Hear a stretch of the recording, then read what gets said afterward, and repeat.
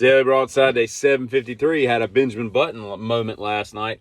Whatever deity, entity watches over you in this universe was clearly watching over me last night. So I'm heading out through the county last evening, and I'm in my Corvette, and I go through this really sharp turn, and I'm in third gear. I power out of the turn, and I shift into fourth. Not crazy fast, but quickly. And so as I'm getting up to speed in fourth, I see a truck approaching me. Looks like an F-150.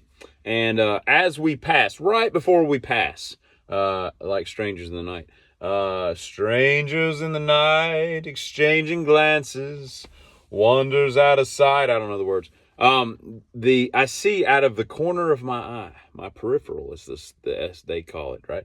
I see a furry creature coming out of the woods, and it's a freaking big old deer. And right as I see, I'm like, oh, crap. I almost as I'm about to swerve to do whatever I need to do in my little portion of my lane to avoid somehow missing it. Bam! The F-150 just nails it, like just destroys it. And I was like, wow, that was crazy. Like, and it reminds me of the Benjamin Button thing. You know, the lady that, I don't remember, she like has to go back upstairs to get something. She goes out and she gets hit by a cab, and now she can't dance. And if this hadn't happened, if that hadn't happened, or whatever, if I hadn't powered out of that turn in third gear, that would have put me further back. I still wouldn't have hit it.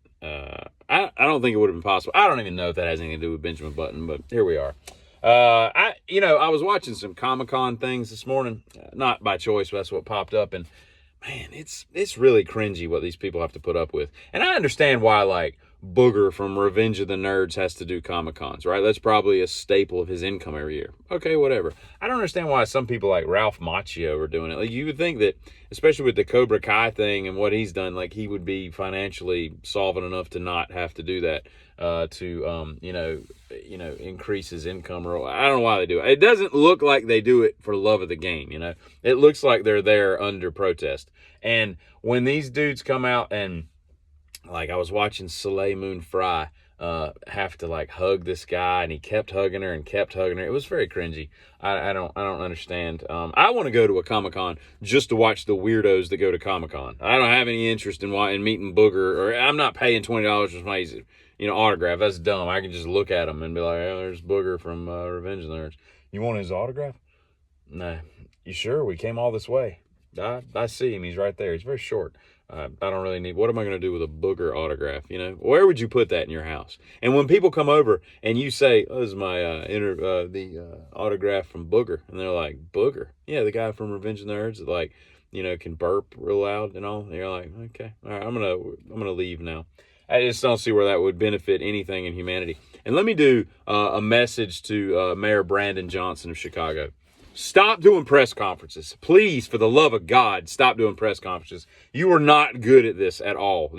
You're not built for this. This was not your line of work. You're already raising taxes after you promised not to. It's just funny how everything's imploding. But this is my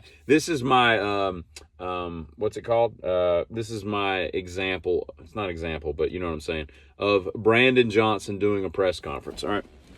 He's got his bottle of water. Usually he gets handed his bottle of water from somebody off camera. So I'll act that out as well. So somebody in the audience is asking me a question. I can't, they're out there like, Mayor Johnson, can you tell us? And so he's listening to the question, which is usually like in paragraph form. And this is what he does, okay, every time.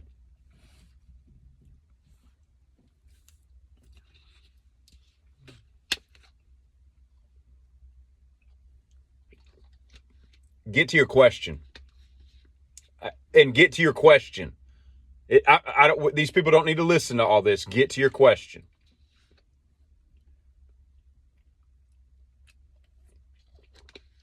I'm not going to tell you again to ask your question, sir. Ask your question. Sir, what are you so angry for? You're the one that's created all the problems in your city. Your city's kind of like a pile of crap right now, and you're supposed to be the one fixing it, but you're not. That's weird. It's very weird.